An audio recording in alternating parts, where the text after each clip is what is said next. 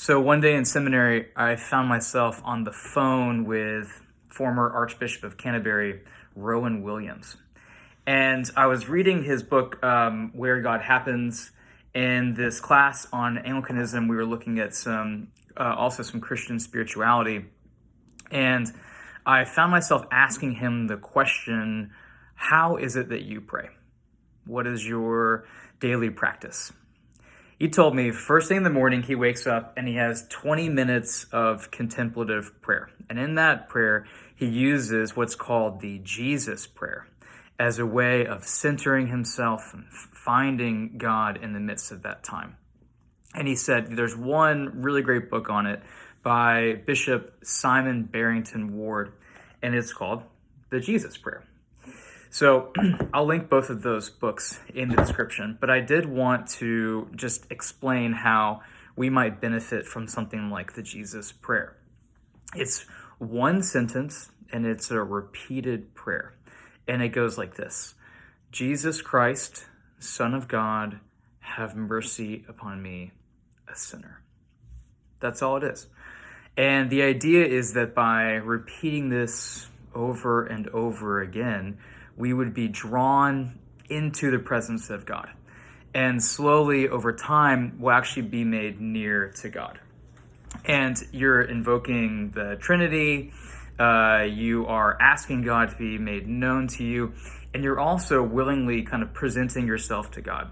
In all of those actions, repeated over time, God's presence can be made known to you more fully and palpably in a given moment. One way to do that is through using things like prayer beads. Occasionally I'll wear this when I go like on a retreat or something, some type of like silent retreat. I don't wear it to be trendy. It's a tool, and it's a way of focusing our prayer on one bead. So, Jesus Christ, Son of God, have mercy upon me, a sinner. Jesus Christ, Son of God, have mercy upon me, a sinner. Jesus Christ, Son of God, have mercy upon me, a sinner, and so on. And you can slowly work through the entire bracelet, or it could be a string with knots tied on it, or honestly, it can be a rosary, y'all. We're into Mary. The Episcopal Church is down with that as well. It's just a way of focusing your prayer through a tangible object, which allows us to engage with God. So I do think from things like the Jesus Prayer in times of anxiety or worry or fear, it's something that by repeating this, we might actually know peace. We're drawn into that.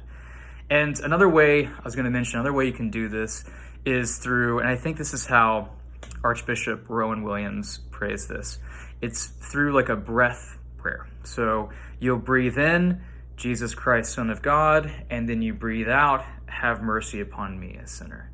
And the idea is that actually as your breath and prayer become one, this becomes part of what you're experiencing in the moment, and you're being drawn into that with God.